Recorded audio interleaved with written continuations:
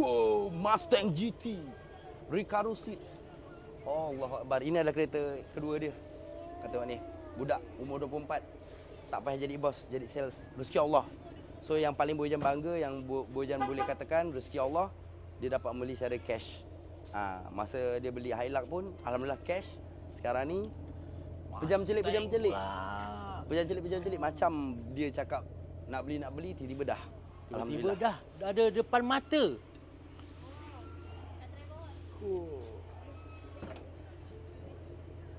Cemen tak ada bingkai. Cemen tak ada bingkai. Kereta sport kan? Cemen dia tak ada bingkai, nampak? Nampak? Dapat tempat duduk kejap jadi lah.